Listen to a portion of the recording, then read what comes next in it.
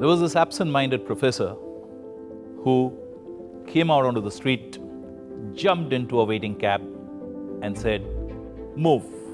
The taxi driver galvanized into action, pushed the accelerator, sped down the road. The professor on the back seat got busy with his papers. And after about 5 minutes, the driver hesitantly asked, "Pardon me, sir, but where are we heading?" This is what lack of vision does. Speeding down a direction without any vision is merely blind speed. You may be going in the wrong direction for all you know. This is why vision needs to be identified beforehand. Conversely, there's this kindergarten class where a little girl is sketching something on a paper, and her teacher comes behind her and asks, "What is it that you're drawing?" And the little girl confidently says, "I'm drawing a picture of God." And the teacher smiles and says, "But nobody knows what God looks like." And the little girl says, "They will know when I've finished sketching." That is vision. What for you is vision, especially in the corporate and business context, all about? I've got this take on vision, which I would like to share with you. Vision is converting nothing into something. What you see in your mind's eye are ideas and imagination. And it is these that are the starting point of all the products and services that you use, of all the brands that you can identify it. Whether it's banking, whether it's telecom, whether it's aeronautics, everything starts with an idea. Are ideas and imagination really nothing? To an extent, we can say that they are, because they are intangible. But on the other hand, they are the starting point of everything tangible that we have today. So, they may not be called nothing after all. But whether we call them nothing or whether we call them something, ideas and imagination are the starting point of every human endeavor. This is where the third eye comes in, which we saw in a previous episode in the definition of leadership. We see it in our mind's eye, and then once we believe in it, it translates into something through other steps. So first come ideas and imagination. Next comes your belief that the ideas and imagination can, should, and will be translated into something productive and worthwhile. That is vision. Let's see from the life of a fantastic human being, Walt Disney, as to what vision really is. I love him for what he's done, and also because we share the same birthday, 5th December. Walt Disney, 3 episodes from his life which demonstrate what vision is about. Initially, he was a cartoonist in his younger days, and that was his true love and passion. And during the Great Depression in 1929, when all the other cartoon studios, animation studios were retrenching people, letting go of people, Walt Disney, with his vision, realized that this will not be the situation forever. Business cycles will turn. That's when he started hiring cartoonists at higher salaries than what he was paying initially. This turned out to be the right decision.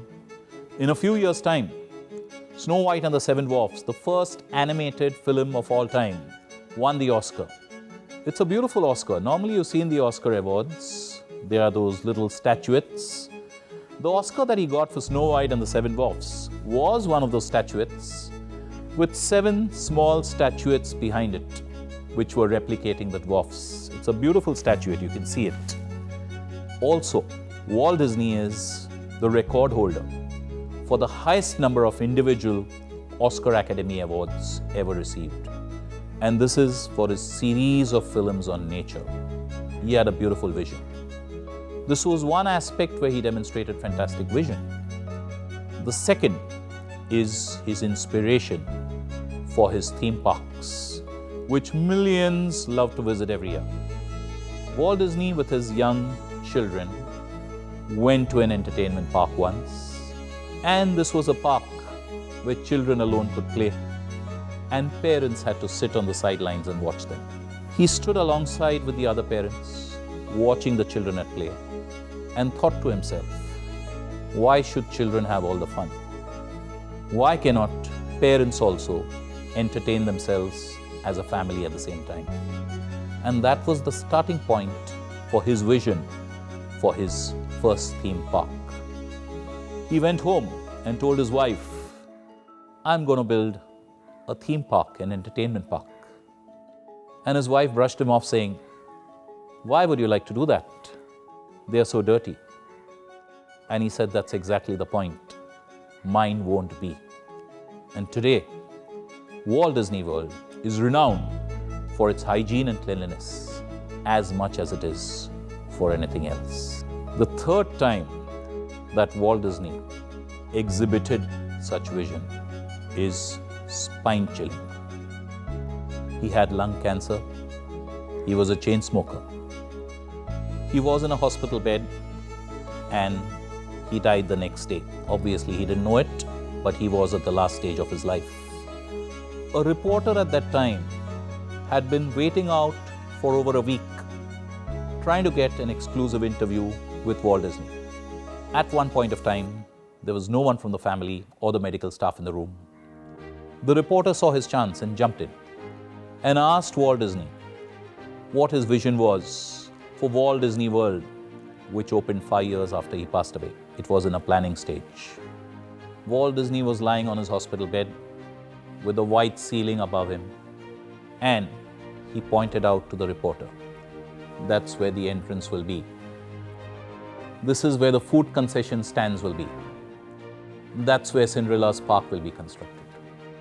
Dying the next day and knowing it, suffering from lung cancer, the vision that he had for his park was so strong, so resilient, that he could visualize the unbuilt park on the ceiling of his hospital room.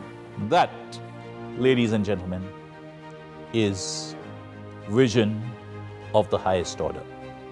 So Walt Disney may have inherently been a visionary, but how do you and me, who don't have that in our genetic DNA from birth, understand how strategy is to be formed?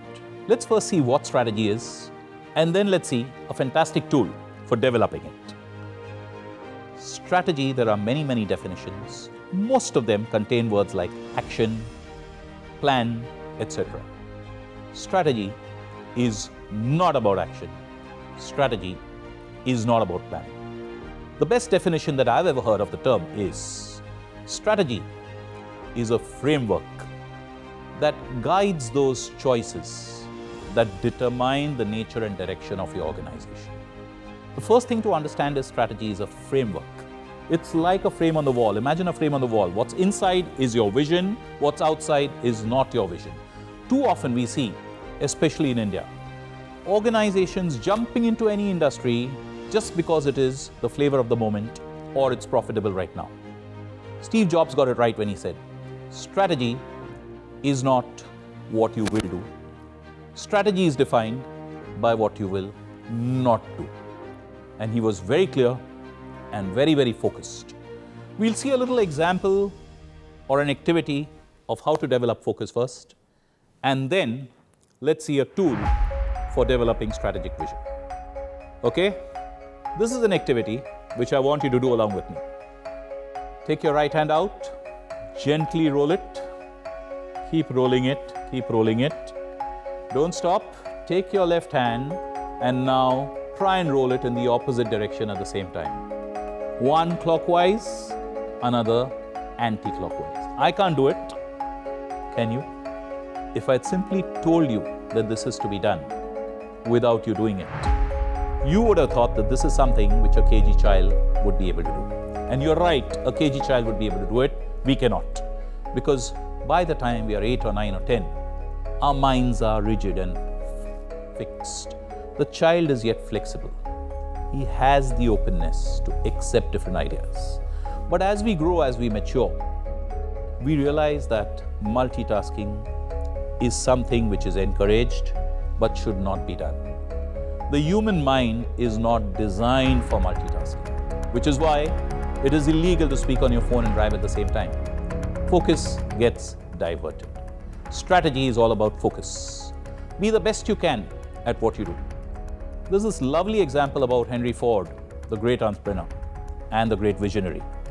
And there was a junior engineer in his firm who said, one day, I would like to meet Mr. Ford. Mr. Ford met him, and Mr. Ford said, so, what's your vision in life, son? And the young boy proudly said, I want to make money. And Henry Ford, the wise old man, didn't say a word.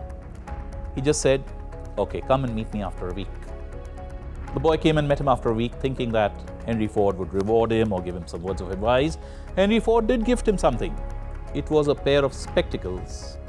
Instead of glass where they should be, they were $2 coins. And he said, put them on. And the boy obviously put them on because the boss instructed. And now he had the pair of spectacles on with $2 in front of his eyes. And Henry Ford said, now what can you see? And the boy said, nothing. The dollars are blinding the view. And Henry Ford said, precisely. When money is your only vision, when money is your only aim and objective and strategy, you will always be blinded. So a beautiful definition of strategy is removing the element of profitability. Whatever remains is your strategic vision. Now let's see a lovely tool called as scenario planning, which will help you in a structured manner to define your vision for the future. We are right now assuming at stage 0. Vision is something which is there in the future. We don't know what the future is like. If we want to create your strategy for the future, the first thing is you should be able to see to a very high degree what the future is like. There are always small indications and signs which magnify later where everybody can see them. Right now, they're not visible to everyone. If you can see them right now, before the others see them, before they become common knowledge, you have a greater vision already ready. This was demonstrated by the Shell Oil Corporation in the 1960s. In the 1960s, the oil world was doing well, relations between the West and the Gulf were healthy, oil was flowing in, prices were reasonable, and supply was not a problem. Shell at that time, the top management decided, let's do an exercise to see whether this will continue. They started reading not the headlines of newspapers, but the tiny little bits in the gossip columns. For example, one of them could read, the Arab Sheikh yesterday made the American ambassador mate for 15 minutes before he met him. Now, this is not headline news, but it does indicate that this is going to magnify in the future. And if we can identify what the future will be based on little tidbits like this, we will be ahead of our competitors. They actually created a scenario which is like a future story based on facts which are based on data, small data. And they took steps to ensure that supply of oil, even if it is restricted, would not affect and impact them. What they thought did happen in a year, the situation magnified, it became headline news. By that time, everybody knew it. By that time, it was too late for everybody. Shell Oil had done their homework. They jumped from being the 6th largest oil player to the 2nd largest oil player. And from then on, this activity, which they call as scenario planning, is now a compulsory activity for their top management to invest a healthy amount of time every fortnight. Plan it in your own way for your own life. Develop the vision by seeing the future, removing the dollars, and inculcating scenario planning. There's a lot more to be said for strategy. There's a lot more to be said for vision. There are umpteen examples, but this, I think, should suffice for this episode of Vision of this Masterclass.